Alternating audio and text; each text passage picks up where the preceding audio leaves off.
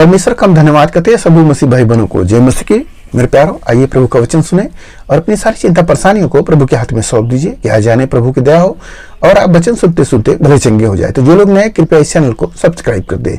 तो यहाँ पर मैं वचन लाया हूँ उनके लिए जो मसीही जीवन जीते हैं और उनके अंदर जो भी कमियां हो, इस वचन के अनुसार वह सुनकर उसे दूर करे और प्रभु के भय भक्ति में आगे बढ़े। तो यह कार्यक्रम उनके लिए है, तो वह सुने और उसको समझे।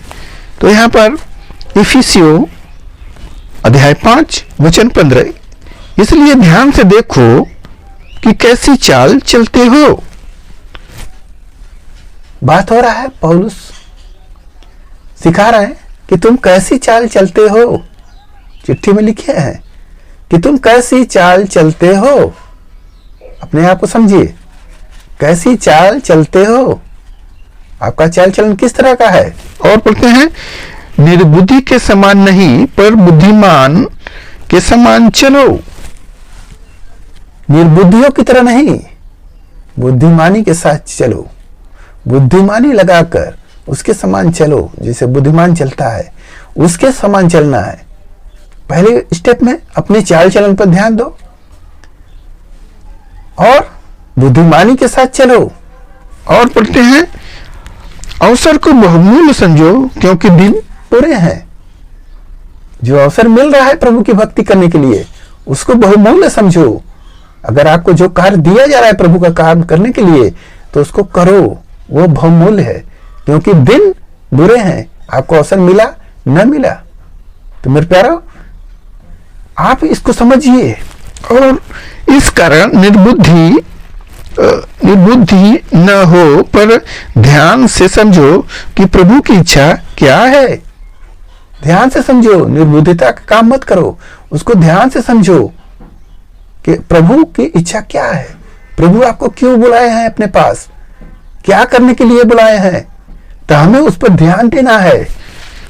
दाखरत से मतवाले न बनो क्योंकि इससे लुचपन होता है, पर आत्मा से परिपूर्ण होते जाओ और आपस में भजन और स्तुति गान और आत्मिक गीत गाया करो और अपने अपने मन में प्रभु के सामने गाते और कीर्तन करते रहो। आमीन। यहाँ पर शराब पीने के बारे में बोला गया है कि क्या आप शराब में मतवाले होना चाहते हैं? नहीं। प्रभु का भय भक्ति के साथ प्रभु के कीर्तन करो, गीत गाओ और भक्ति के साथ चलते रहो। अवसर को बहुमूल्य समझो। मेरे प्यारो, इस प्रकार से हमें मसीही जीवन जीना चाहिए। एक वचन और पढ़ते हैं, और सदा सब बातों के लिए हमारे प्रभु यीशु मसीह के नाम से परमेश्वर पिता का धन्यवाद करते रहो। मसीह के भय में से एक दूसरे के अधीन रहो। यह मुख्य बात है कि अधीनता होना जरूरी है, क्योंकि आप अपने मन के चाल चलेंगे तो आप गलत जा रहे हैं, क्या कर रहे हैं आपको खुद समझ में नहीं आएगा। परंतु जो वहाँ के लोग हैं वह आपको अपनी चाल में लेकर चलेंगे तो आप सही चलेंगे। तो हमें पिता परमेश्वर का धन्यवाद देना है और अपने आप को, चाल चलन को समझना है कि हमारी चाल क्या है, हम कैसी चाल चल रहे हैं। कहीं ऐसा तो नहीं हम गलत चल रहे हैं। तो हमें मसीही जीवन जीना है, तो इन सब बातों को हमें ध्यान से समझना है। तब हम समझेंगे, तब हम खराई के साथ चलेंगे। और बहुमूल्य अवसर को बहुमूल्य समझो। हम कितना प्रभु की भक्ति कर सकते हैं, ज्यादा से ज्यादा उस बात पर ध्यान करो। कितना हम प्रार्थना कर सकते हैं, उस बात को ध्यान करो। हम कैसे काम कर रहे हैं, कैसी चाल चल रहे हैं, इस पर ध्यान दो। बुद्धि के साथ चलो। प्रभु यीशु मसीह आपको क्यों बुलाए हैं, इस बात पर ध्यान करो। प्रभु आपको पवित्र करने के लिए बुलाए हैं, प्रभु अपना कार्य करने के लिए बुलाए हैं और आपको अपना बेटा बनाए हैं। यह खुशी की बात है।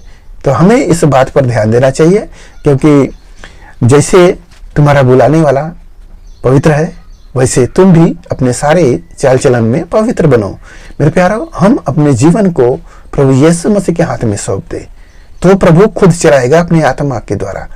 और अपने आप को हम चलाकी न लगाए, अपने आप को बुद्धिमान ज्यादा न बने और प्रभु में हम अपने आप को नम्र दिन होकर आगे बढ़ते जाए। तो आज के इस वचन से जो कुछ भी मिला उसमें ध्यान करें। प्रभु आपको आशीष देंगे, क्योंकि यह जीवन थोड़ा है और थोड़े में हमें बहुत कुछ भक्ति कमाना है।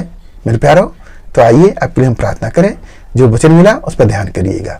प्रभु आपको आशीष दे। महान परमेश्वर, हम आपका धन्यवाद करते हैं इस मुस्कुराए आज के दिन प्रभु जो ये वचन मिला, जिसने सुने प्रभु उन्हें आशीष मिला, उनके घर परिवार में सुख शांति बनी रहे, सभी लोग भले चंगे रहे।